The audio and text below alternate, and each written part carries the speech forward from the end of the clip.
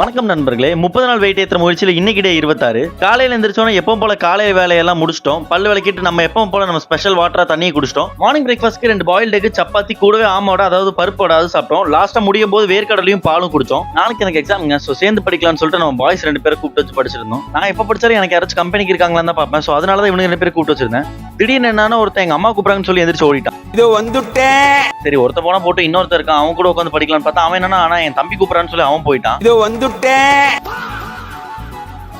2 பேர் எந்திரிச்சு போனவங்க தான் கடைசி வரைக்கும் வரவே இல்லை. ஸோ நானும் சரி ஓகே நம்மளே படிச்சுக்கலாம் அப்படின்னு சொல்லிட்டு நான் எடுத்து தனியாக படிக்க ஆரம்பிச்சிட்டேன். கொஞ்ச நேரம் படிச்சுட்டு இருந்தேன். சரி நடுவில் ஒரு பிரேக் விடலான்னு சொல்லி லெமன் ஜூஸ் குடிக்கிறதுக்காக எந்திரிச்சு போயிட்டேன். நான் போன கேப்ல போனவங்க எல்லாம் திரும்பி வந்துட்டு லேப்டாப்ல பென்ட்ரைவ் சொருகிட்டு கேம் விளையாட ஆரம்பிச்சிட்டானுங்க. என்னடான்னு கேட்டா நான் NFS விளையாண்டுருக்கேன். சரி எனக்கு கூடுறான்னு சொல்லிட்டு நானும் ஒரு 2-3 ரவுண்ட் விளையாடுறேன். நான் விளையாடுறத பார்த்துட்டு காம்பவுண்ட் இருக்கிற எல்லா பசங்களும் வந்து நம்ம லேப்டாப்ல கொஞ்ச நேரம் விளையாண்டே இருந்தானுங்க. விளையாண்டே தான் இருக்கானுங்க. கடைசியில் சார்ஜ் முடியற வரைக்கும் விளையாண்டானுங்க. இவனு கூட உட்காந்ததுல எனக்கு பசிக்க ஆரம்பிச்சிருச்சு. ஸோ 2 பாயில்ட் எக், பாவக்காய், கூடவே சாப்பாடு எடுத்திருந்தேன். எங்கடா ஒரு முட்டையில வெள்ளக்கரு காணுன்னு கேக்குறீங்களா? இவனுங்களுக்கு கொஞ்சம் கொடுத்துட்டேன் சாப்பிட்டோன்னு.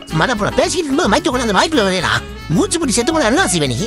நானும் அப்படியே கொஞ்ச நேரம் படம் பார்த்துட்டு இருந்தேன். லேப்டாப்பை சார்ஜ் போட்டு நடுவில் கொஞ்ச நேரம் ஜூஸ் குடிச்சோம். அப்புறம் லேப்டாப்ல சார்ஜ் எல்லாம் என்னோட எடுத்து மறுபடியும் படிக்க ஆரம்பிச்சிட்டோம். இவங்கெல்லாம் சேர்ந்துட்டு என்ன ஜூஸ் குடிக்க விடாம ஏதாச்சும் ஒன்று சிரிப்பு காமிச்சே இருந்தானுங்க. இவங்களுக்கு என்னன்னா நான் ஏதாவது ஜூஸ் துப்பிடணும்னு தான் ஆசை.